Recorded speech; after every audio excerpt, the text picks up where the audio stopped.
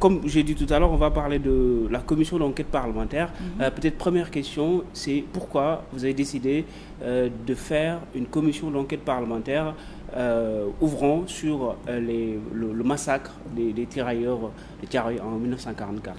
Alors d'abord, nous avons pour le moment déposé une demande ça s'appelle une résolution, pour justement demander la constitution d'une commission d'enquête parlementaire, c'est-à-dire qui permettrait de faire la lumière sur tous les événements qui sont survenus le 1er décembre 1944.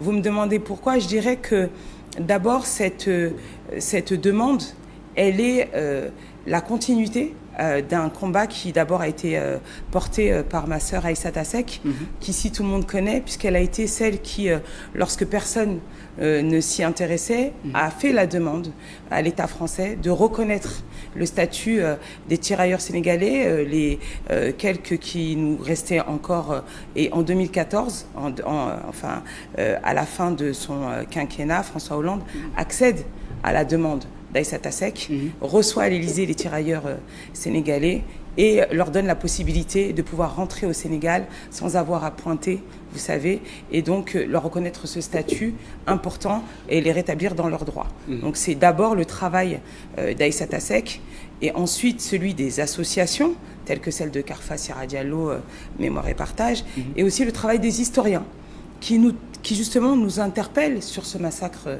de Tcharoy. Il faut savoir qu'en France, beaucoup ne connaissent pas cet épisode du 1er décembre. Et que, ah bon, pourquoi pourquoi? Parce qu'il n'est pas du tout mentionné dans les livres d'histoire de France. C'est un épisode qui a été complètement occulté dans les épisodes justement de la fin de la Seconde Guerre mondiale. Et je crois que c'est pour ça qu'il y a eu toute cette mobilisation. Vous savez, Tcharoy 44, moi, j'en ai entendu parler la première fois grâce au film de Sem Ben Ousmane, Le camp de Tcharoy. En 1988. En 1988, film qui a été interdit en France pendant très longtemps. Et donc, je crois que c'est cette génération, incarnée par Aïssata Seck, qui, d'abord, se bat pour la reconnaissance des tirailleurs sénégalais et de le rétablissement de leurs droits pour qu'ils puissent revenir vivre au Sénégal posément. Et ensuite, s'ensuivent justement cet épisode du massacre de Tcharoy. Donc, nous avons eu un colloque le 4 novembre dernier, organisé par ma collègue Colette Capdevielle, où nous avons accueilli différentes associations, mais aussi des descendants de tirailleurs, dont Yves Adibou, qui nous demandent de justement les aider dans leur quête de la vérité. Il y a aussi Armelle Mabon qui était présente, historienne, qui a d'ailleurs sorti un livre très récemment, paru le 22 novembre, qui s'appelle Tcharoy, Massacre de Tcharoy, Histoire d'un mensonge d'État. Et puis les travaux de Martin Moore aussi qui ont été faits. Donc vous voyez, c'est à la fois la société civile, les historiens, et donc ils sont venus nous interpeller, nous, les députés.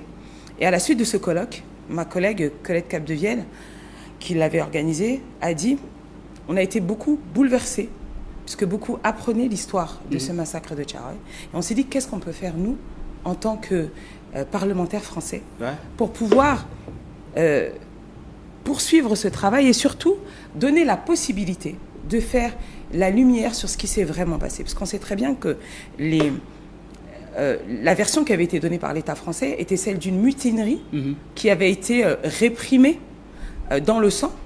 Et cette première reconnaissance qui avait été faite par François Hollande d'une répression sanglante n'était pas suffisante. Il y a eu justement, il y a quelques jours, d'abord par M. François Hollande, ancien président de la République, la reconnaissance que c'était un massacre à la mitrailleuse, puis et il y a quelques jours encore, 3 jours, le président de la République française, Emmanuel Macron, dans une lettre adressée au président de la République, Diomaye Faye, lui dit « Il s'agit bien d'un massacre ». Ces termes ont été repris dans le discours du ministre Jean-Noël Barrot, qui était présent pour représenter l'État français hier aux commémorations du massacre de Tcharoy, cérémonie à laquelle j'ai assisté, cérémonie très émouvante, où justement les discours nous ont rappelé l'importance de ce devoir mémoriel, l'importance de réhabiliter ces tirailleurs, de réhabiliter leur honneur, mais aussi d'éclaircir les zones d'ombre qu'il y a toujours. C'est pour ça aussi qu'on demande cette résolution, cette commission d'enquête, parce que, vous savez, on n'a pas encore la certitude du nombre de victimes. Ouais. Nous ne savons pas où reposent ces victimes. Il y a la suspicion, justement, de fausses communes autour du camp de Tcharoy. Il faut aussi rétablir le nombre de tirailleurs qui ont quitté Morlaix le 4 novembre. Ouais. Qui sont arrivés ici au camp militaire de Tcharoy. Il y a forcément des archives auxquelles les historiens n'ont pas encore eu accès. Je salue la commission qui a été justement mobilisée, créée par le Premier ministre Ousmane Sonko pour faire la lumière sur ces événements. Ouais. Mais je crois que, effectivement, nous, en tant que parlementaires français, c'était aussi notre rôle, notre devoir que de soutenir cette demande de vérité des familles, des ayants droit, parce que l'État français doit donner tous les éléments qui permettent d'établir ce qui s'est vraiment passé le 1er décembre 1944. On a commémoré les 80 ans de ce massacre et être en lien, effectivement, étroit avec les autorités sénégalaises.